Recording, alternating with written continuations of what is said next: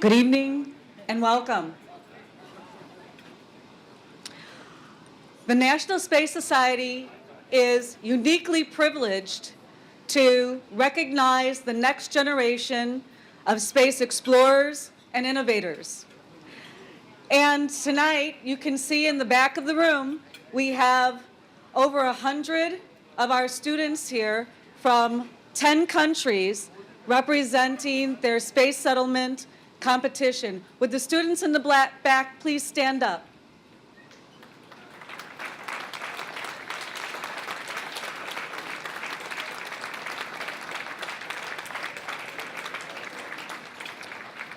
Each year, the National Space Society, jointly with NASA Ames Research Center, provide the Space Settlement Design Competition.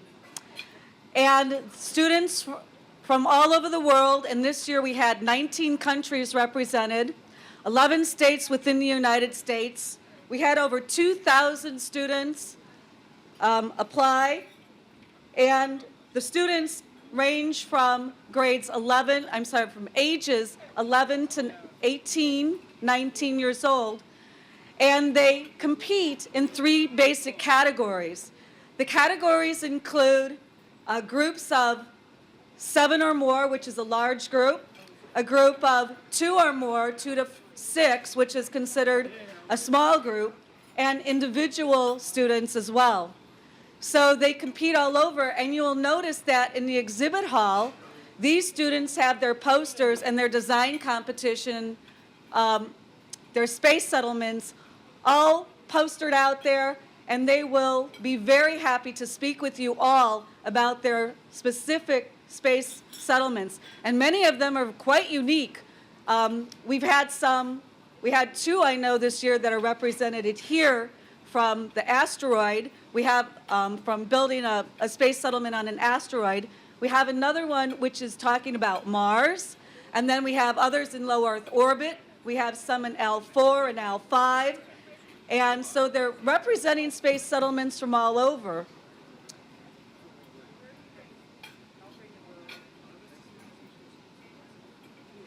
The other interesting thing that happens is that we have a unique person here tonight that I would also like to introduce. His name is Al Globus, and he is the actual founder, and he's on our board of directors for the National Space Society. And Al is going to, hi Al. Oh, hi Al. Al is going to show us the Crystal Award that we are going to be honoring our grand prize students with. This Crystal Award is very special. While you can't see it from where you're at, in the middle of it is the sun, our soul. And surrounding it within 5 parsecs to the accuracy, the perfect accuracy, are all of the star systems within 5 parsecs of our sun. Now, the representation of this crystal is what we're going to present to our school, our teachers that are here at the school. And the neat thing is that this crystal represents what the National Space Society is striving for, space settlement. Not just space settlement here on Earth or near Earth or near an asteroid or on the moon or on Mars, but it's representing space settlement in these star systems. If you have been keeping up with the news in Kepler, the Kepler spacecraft, the Kepler Space Telescope, what we've been discovering are hundreds, literally hundreds of stars that have habitable, well, not habitable, but have planets, and many of those planets are probably habitable, and those planets are around these stars. And so if you think about the unique system that we have ourselves of being here is part of a very special place in the universe, We have other special places in the universe that we can go to in space settlement, and that's what this crystal represents, and we would like our younger generation to know that and to realize that this is something to strive for, and I'm hoping in their generation we'll be able to reach out to those stars. Also, the grand prize winning students from this year are also going to receive a scholarship from Bruce Clark.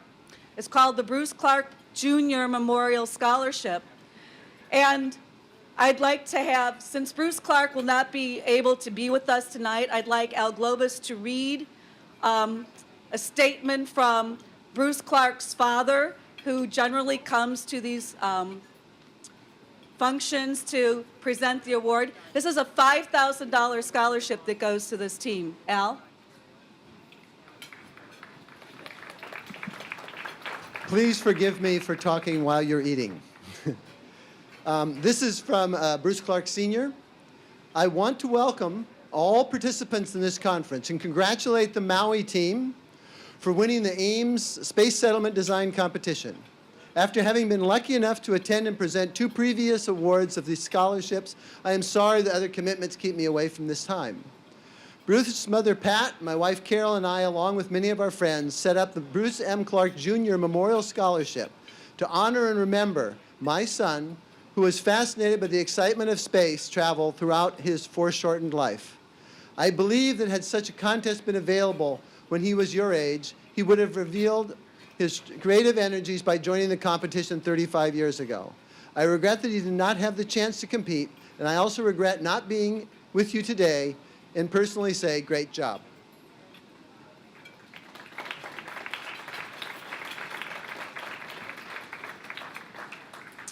So at this time, I would like to have the teachers, Jeffrey Rose and Angela Ashley, to please come up to the podium to accept the Crystal Award on behalf of the Cypress Bay High School in Weston, Florida. And I'd like them to be followed by the students.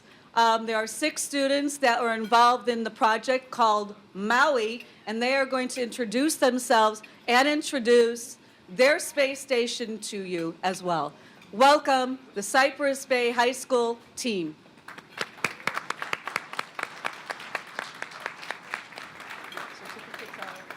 Good evening. It is a pleasure to be with you tonight at ISDC 2047 here in beautiful New Delhi. My name is Jackie Linevsky, and I am the Director of Communications for the Saturn Development Corporation. The SDC would like to thank the NSS for allowing us to present to you an incredible investment opportunity. Throughout this short presentation, you will hear from several members of our team: our Chief Financial Officer, Gabriel Tixtera, our Chief Technology Officer, Jonathan Schiller, our Chief Operating Officer, Reagan Fior, our Head of Research and Development, Zared Schwartz, and finally, our Chief Executive Officer, Robert Gittin. You are here as potential investors because you share a vision that the development of space is crucial to the future of humanity, and just as importantly, that it can happen only if it is economically viable. Our project proposal will offer our shareholders a chance to be part of the next giant leap for mankind, while also making a lot of money. Without further ado, welcome to Maui.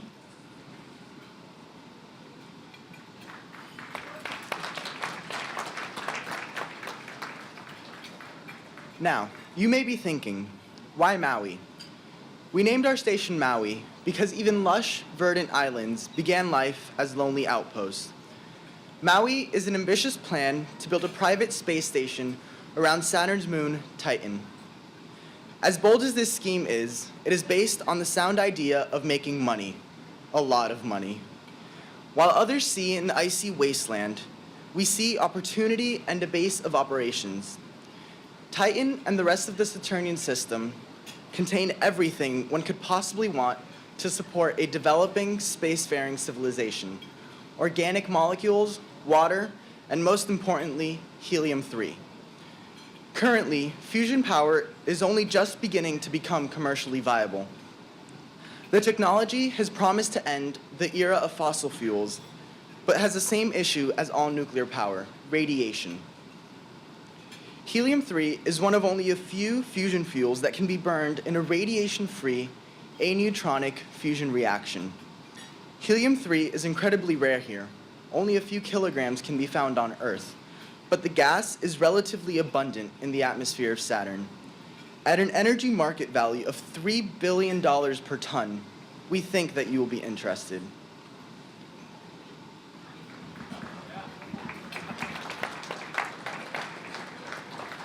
Maui's components will be built on Earth and shipped to Titan via an innovative type of rocket fueled by new boron-11 fusion technology, with the eventual goal of reducing cost using higher yield helium-3 deuterium fuel. The first piece to arrive at Titan will be the in situ resource utilization plant. It will land on Titan and immediately begin extracting water, oxygen, nitrogen, and methane, all of which will be used to support Maui. That way we don't have to go to the cost of shipping all of these volatiles up from Earth. Now, our design for Maui looks a bit like this. All modules are inflatable structures except for the elevator shaft and fusion reactor module, which are made out of aluminum. The population of 124 workers will be housed evenly between the two habitation modules. Maui will have a diameter of 1 kilometer and will spin at 1.31 RPM to generate approximately 1 G of artificial gravity in the living areas. With only 148,000 cubic meters of living space, conditions on board will be a bit cramped, kind of like life aboard an oil rig than a 5-star hotel, but we plan on cycling workers every few months so that no one gets cabin fever. Maui will be powered by a 190 megawatt helium-3 fueled inertial electrostatic fusion reactor. Now, we're not trying to reinvent the wheel here. We plan on keeping costs down by using proven technology from previous space endeavors assembled here for a new, greater purpose.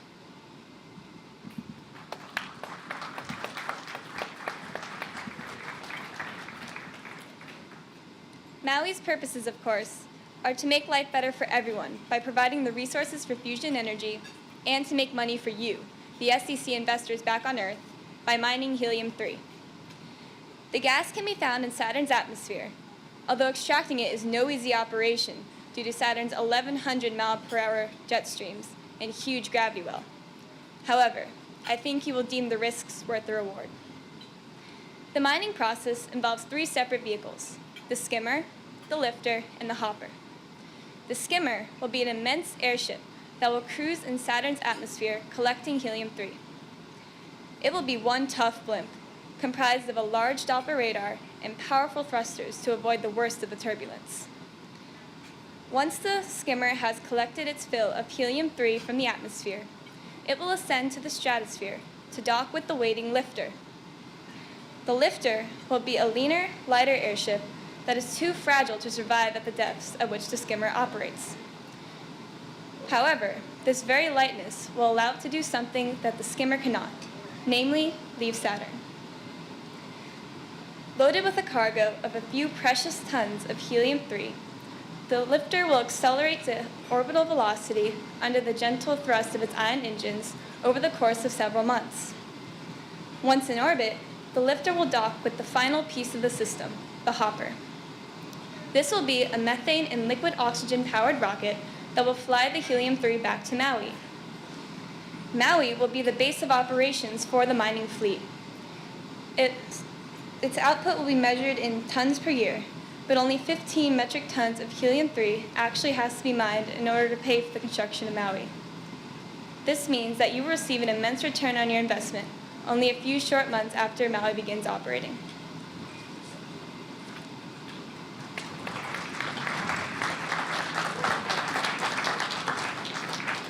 Helium-3 mining is just beginning. We anticipate much more from Maui. Using a small amount of profits, we can easily expand the 2 habitation modules into a full tourist, turning Maui into a fully fledged space colony, capable of housing over 1,800 permanent residents. Amenities such as parks, hospitals, and apartments will make life enjoyable. Aeroponic farms and horticultural tanks will allow Maui to be completely independent from Earth for food.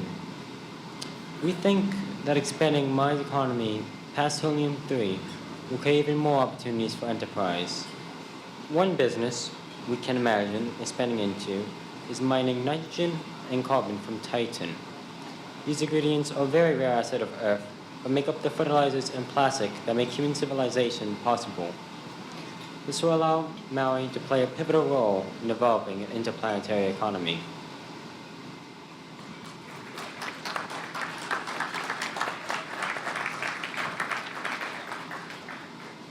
Yet even this community is not our final goal. By building additional tori, Maui can be home to tens of thousands of permanent citizens. It will cease to be a frontier outpost and become a modern metropolis. It could have shopping malls, factories, or even an amusement park. Perhaps someday, Maui will be its own country. A place where people come to live for their entire lives, with its own government, history, and culture. That's why we think that Maui is more than just a business plan. It's about being part of something larger than yourself. Joining our project will put you in the same league as the sponsors of Marco Polo, Magellan, Lewis and Clark. It was Dr. Abdul Kalam, President of India and space pioneer, who during the early part of this century said, "You have to dream before your dreams can come true." Maui is just the beginning. The experience we gain building at Saturn will carry us throughout the rest of the solar system to the moon, Mars, and beyond. In fact, why even stop there? Someday, we would like to leave the solar system altogether and seek out new homes amongst the stars. It may happen in 50 years or 100, but someday it will happen, and Maui will have been the start of it. Thank you.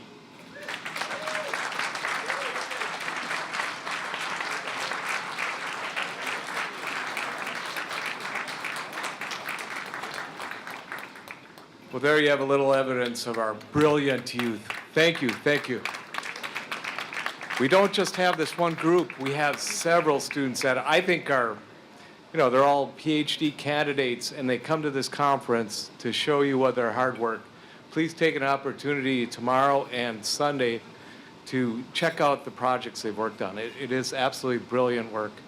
And I'm really proud to have these students here as well as all of you. At this point, I want to bring back our Master of Ceremony, Mr. Neil Sperling. Thank you. Thank you, Dave. How's everybody? Having a good time?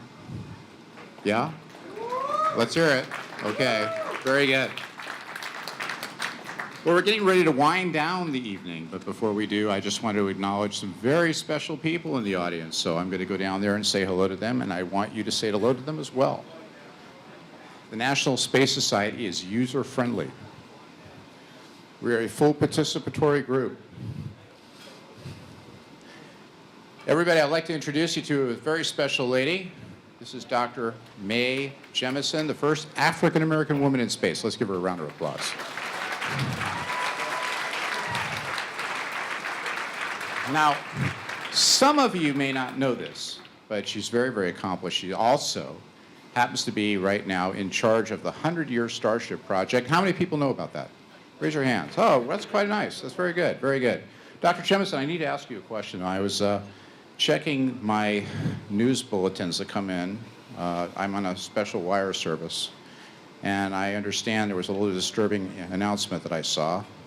Apparently, and this is just a rumor, but according to what I read, because of budget cutbacks and sequestration, NASA and DARPA decided to scale back your 100-year Starship project to 5 years and replace you with Chris Pine. Is that true? What's going on with that? I cannot be replaced by Chris Pine. Neither can Captain Kirk. I didn't think so either. I think you're irreplaceable. Everybody, is that right? We need to start a letter writing campaign. Okay. So thank you. I'm glad. I'm very relieved. We have a next guest that I'd like to introduce. He's a very, very special supporter of the National Space Society. He's been here for many years. And we're going to cue up a little introductory video for Mr. Art Dula. Let's take a Now, look. if you've ever fancied doing a bit of space exploration, your dream may not be totally out of your reach. A British company, Excalibur Almas, hopes to be able to launch customers into orbit in the next few years, but it all comes with a hefty price tag. Art Dula is the firm's founder and CEO. He's here now. It's a bold plan, not just into orbit, but to the moon. How are you planning to do this and when? Well, we used 2 spaceships for it, a small one to go from the Earth up to a big spaceship, and that big spaceship is about the size of an apartment, and it goes between the Earth and the Moon. Now, we have the small spaceship in London on Parliament Square, and we've invited the British public to come and see it tomorrow for free. For free, so they can For get free. inside the spaceship, they can come and have a look at it, but they might not all be able to afford to actually go to the moon, mightn't they? How much is it going to cost? It's about £100 million for a lunar expedition. And this is a private expedition. It's not tourism. It's like the expeditions to the South Seas years ago that made Britain so rich. We're hoping to do it again. Okay, so £100 million. What do you get for that? Well, you'd get trained to operate the spaceship. We'd have to train you on how to fly it because it's like a private charter. And then you'd have to take and tell us what experiments you wanted to take with you because it's a bespoke expedition. Okay, so somebody needs a lot of training. They're going to become an astronaut effectively and go to the moon. How long would it take? Well, depending on which orbit you decided to use, it could take from 4 to about 8 months. It's really quite a long one, but you go out further than anyone's ever gone before, even the Apollo astronauts, and then come back by the moon and fly by very low and then come back to Earth. Okay, you said you've got the small spacecraft. You've got second-hand Russian hardware. The capsules are 30 years old, though. People will be thinking, well, are they safe? Well, it is true that the shell is 30 years old, but nothing happens to the aluminum. We're replacing all of the computers and all of the internal equipment. Okay, so you're saying it is safe. We've talked a lot about space tourism. You're saying this isn't tourism, this is a bespoke mission. What is it that makes you different to Virgin Galactic, for example? Well, Virgin Galactic is an amazing activity. It's going to take many, many people up to and into space, but they go into space for 7 minutes, not 7 months, and they only go 66 miles, and we're going to be going something over 300,000 miles. Okay, so we're looking for somebody who's got £100 million to spare, who's got 7 or 8 months to spare. Is there a market for this? We think so. We had the Futron Corporation of Washington, D.C. analyze the market for us, and they say there are 29 passengers in the world that we'd be able to get, with the first ones being in a few years. Okay, in a few years, so what are we talking about, 2015? Well, once we form the expedition membership, we're looking at 24 to 30 months to launch the big station into orbit. Once that's tested, we'll launch the people to crew it and to go to the moon. Okay, so people need to get in touch if they want to go to the moon, and for the first time since 1972, sending man to the moon. But if they haven't got the money, they can come and see the spacecraft anyway in Parliament Square. Anybody, everybody invited to be our guest for free, see the spacecraft on Parliament Square. We're right across from the cathedral. Okay, and the £100 million, if people want to think about starting to save up for that now, do they pay that up front when they get back? Oh, How does it work? no. What they would pay would be as everything was developed, they'd pay in stages, just like any large expedition. But it's not payment in front, no. Okay. Art Dula, thank you very much indeed. Thank you. How about that? How about that? Ladies and gentlemen, Art Dula, he's here tonight. So, Art, I saw that video, and I just had some questions. Now, first off, I understand that you located your corporate headquarters to the Isle of Man off Great Britain. Is that true? That's true, Isle of Man. Now, is there something about men? I mean, is it like, having a beer with them, it's like easier to do that, or what? Just what's the story behind it? Well, it's certainly easy to have a beer with them, but man means middle in the Old Norse. And so it was between Ireland and England, so it was in the middle. Man, Something between a man and a woman kind of thing? Is that how that works? Okay. Now, the other thing I'm really confused about, I get confused easily because I didn't study rocket science, all right? That was evident from my introduction this evening, folks. But one of the things I was a little bit confused about is that I noticed that you said that you were showcasing that capsule for free in London. But aren't apartments really expensive in London? I have friends, and they've told me that. Well, yes, and if you wanted to live in the capsule, we might charge for it, but just to look inside it, I think any real estate agent would let you look inside it. That's never happened to me before, but I believe you. Okay. Now, the other thing I'm truly trying to understand, and this was the most confusing part to me, the lady, was I correct in hearing that it's 100 million pounds? You have to have 100 million pounds to go up? Is that right? I'm afraid to answer this one. Yes. Because I only weigh 190. And I don't know how much weight these people here, they seem pretty nice people. I don't know if, frankly, Art, if everyone would be willing to put on that kind of weight just to go into space. I mean, most people are dieting. I just thought I'd mention that, okay? Well, we'll only charge you 190 pounds to go into space. I've heard nice things about you. Thank you. I tell you what I want to do. I want to sell this mission to the Indian students in the back of the audience here, because I think that we could sell this in India by raffling off tickets at £1 each to everybody that wants to go. I think they're a real spacefaring nation, and I want to congratulate them for all of their good work. Art Dula, everybody. Big hand. All right. You want to cue it up? All right. I'd like to introduce at this point, we have some very, very honored special people. They are the centerpiece for the evening and our anchor sponsors.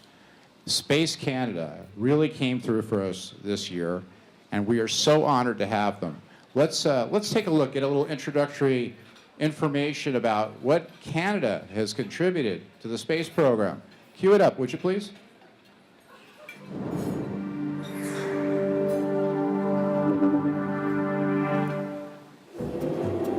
Let's talk about space food. Vegetables are important for your health, and so today I've chosen dried spinach.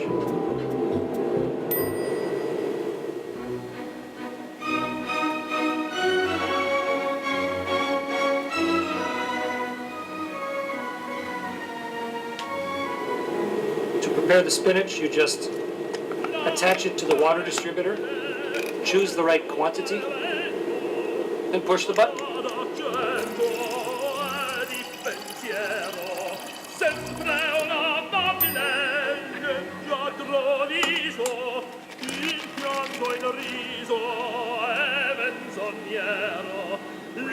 And it's like magic.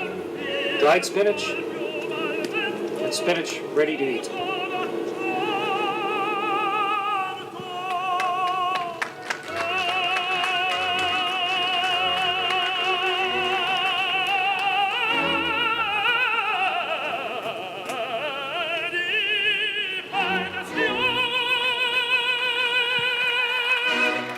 It's all about food tonight, ladies and gentlemen.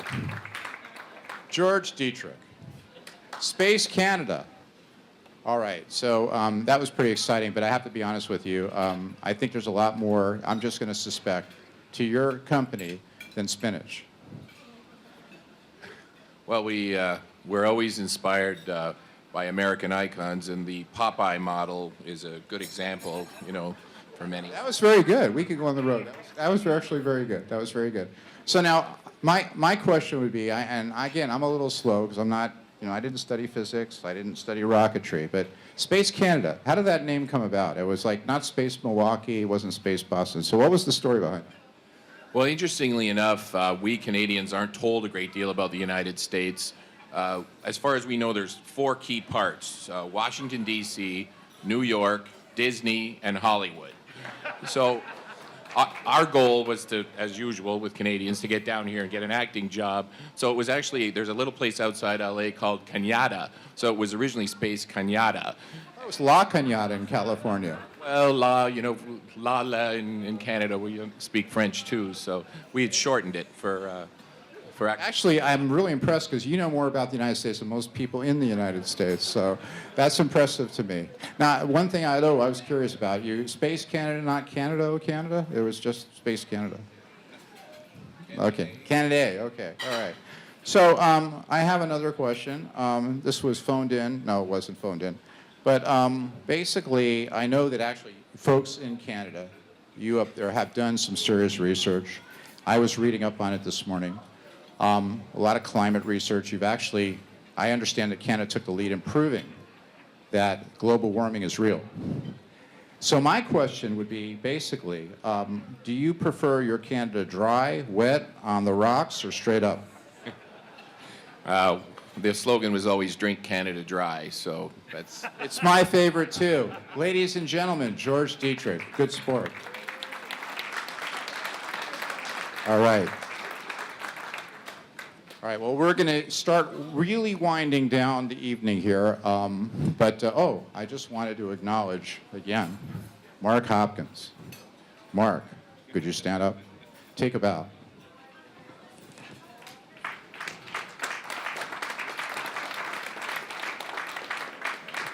Mark's been a wonderful person.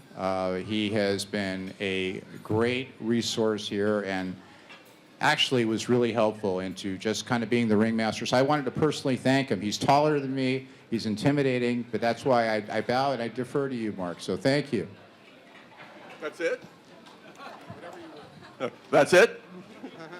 I'm waiting for the joke. Dr. Kalam heard my other jokes. He said, no, don't tell those.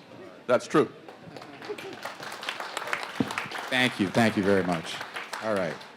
So, ladies and gentlemen, this has been a really exciting evening. I just wanted to say we're going to wind it down, and I was thinking about what would be the best way to end off an evening like this. I spent a lot of time actually on YouTube trying to find an appropriate video that would reflect the theme, the character of this evening, and I think I've done that. So as we say goodbye and you enjoy the rest of your meals tonight, take a look at this video and think about the impossible dream, reaching for the unreachable star. Actually, that's what everybody is here is doing tonight, reaching for your dreams. I really appreciate it. Thank you very much.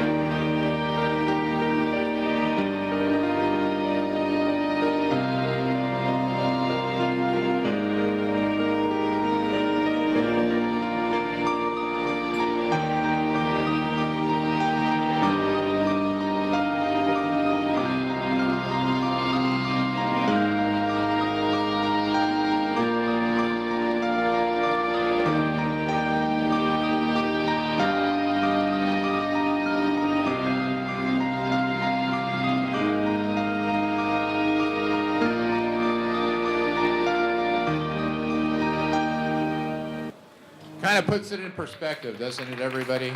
Thank you so much for attending. We look forward to seeing you in 2014. Thank you very much. Thank you, Neil. I'm starting to get your humor. I don't know why, but it's starting to sink. Thank you. Tomorrow morning, Dr. Mae Jemison is presenting about the 100-year Starship. And I'm so excited and thrilled to hear about this. This is the way we need to think. What will it take to prepare to build a spaceship that will fly 100 years from now? But Mae, remember there's a countdown. Next year it's going to be 99. The year after that it's going to be 98. Sounds like how many bottles of beer on the wall, right? Some of you may have found these envelopes. These envelopes are very special. These are bucks for Buck Rogers. You've all had plenty of wine. Right now is time to think about what you can put in these envelopes for Buck Rogers. And I thank Space Canada, amazing organization, and Art Dula, another amazing gentleman. They've provided a lot of sponsorship for us. And it takes a lot to make this organization run. I pray for the day when we no longer depend on money to do the things we really need to do in humanity. And someday that'll happen, but right now this is the ticket to get off the planet. So please consider. Also, we have a lot of books. Buzz Aldrin's going to be back tomorrow. Please buy books and have Buzz sign them. I bought 10 myself. I'm thinking about buying 10 more, maybe 20. I might have to, but no worries. Thank you all. Thank you all for coming here, coming to San Diego. We so appreciate having you here. This has been a phenomenal event. I'm so honored by your presence. Thank you all, and have a good night. Let's party. Yes.